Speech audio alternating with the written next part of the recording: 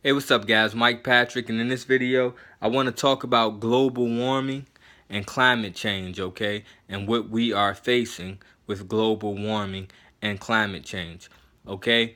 Now, basically what's going on with global warming, guys, is we have too much carbon in the atmosphere, okay?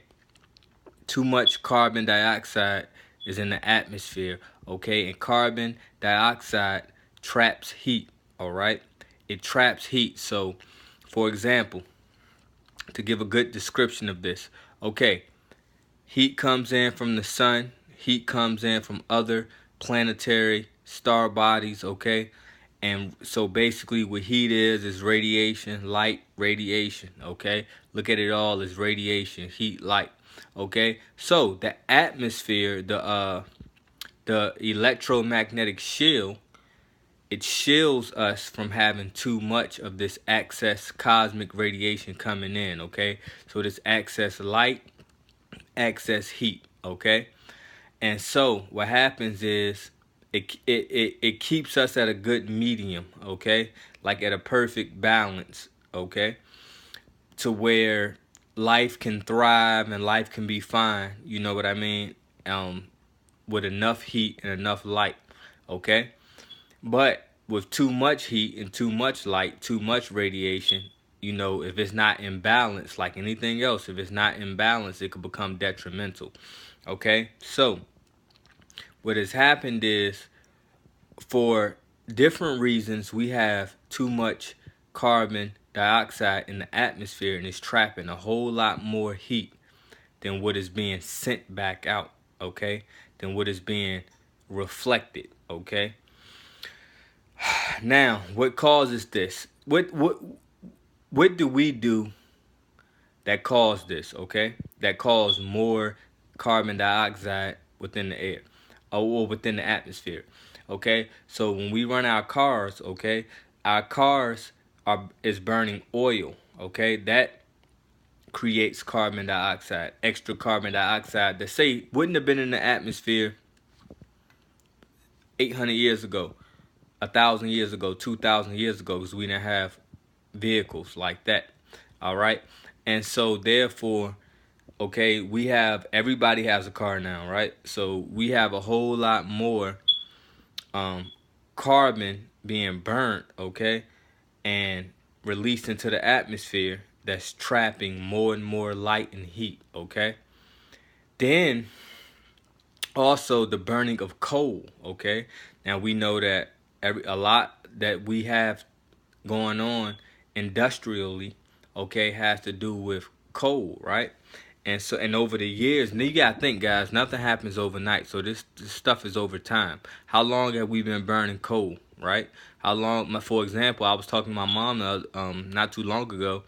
You know, we was just talking about how my grandfather worked in the coal mine, you know, and worked around a lot of coal. So how long has this stuff been building up and adding up, okay? So the burning of coal, the burning of oil, okay? It creates more carbon dioxide in the air, okay, in the atmosphere, and that traps a whole lot more heat, okay?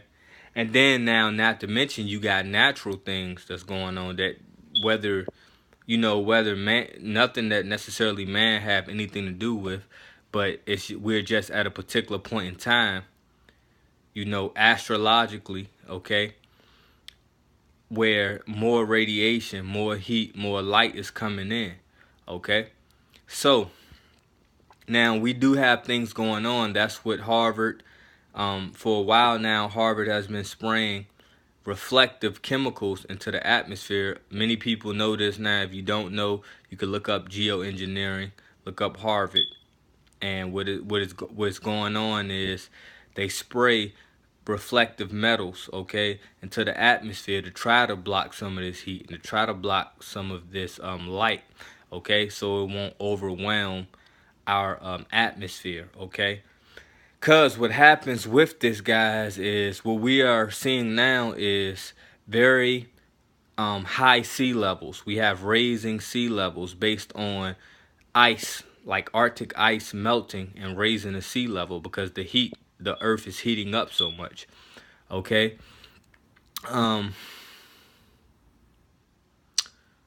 to think what's some of the other stuff that we see. I mean, obviously it's hotter. You know what I mean? It's hotter. Now, the thing about it is, you may not go outside any given day, you know, especially if you're not a researcher and think that, okay, anything is changing. Like, I love the point to the president, how like sometimes when it's a very cold day or something like that, or a cold event, he likes to try to mock the whole global warming thing. But the fact of the matter is, guys, global warming has nothing to do with any given day temperature, okay, and weather. Like I'm not gonna say it has nothing to do with it, but it's not a good measuring stick. Like, for example, if you go outside one day and it's below zero, that's not for you to, you know, to get on TV and be like, oh, where's global warming? Like, you know what I'm saying? Like, no, it's on a whole scale. And then the thing about it is, we do have technologies, and like I said, look up Harvard, geoengineering, aerosol spraying, and things like that. We have different technology to try to cool the planet down, that has been put into place to try to cool the planet down. So when you feel a cold day in a certain area and stuff, 9 times out of 10 is not completely natural. Okay, if man didn't have anything to do with anything, honestly, in the heart of winter, even in the north, it'll probably be like 80 degrees. All right, so I mean, you know, on average, you know what I'm saying? Probably. I'm just, you know, this is based on research and things like that. I'm not saying it can't still be cold days and things like that. But a lot of the cold weather that we see is not natural, okay? It's more so our technology trying to cool the planet down, okay? But but even with that, that's just like any given day, any given week, okay, it's cold. But collectively, globally, okay, over the course of time, the Earth's temperature is just rising, rising, and rising. You know what I mean? Global warming is real, and so you have to look into the different domino effects that come with global warming. Like I said, I mentioned one with the rising sea levels, because as you have like ice glaciers continuously melting, that will naturally rise the sea levels, and that will have its own issues, okay, its own things that we have to consider. You have methane release, okay, you have permafrost melt, okay.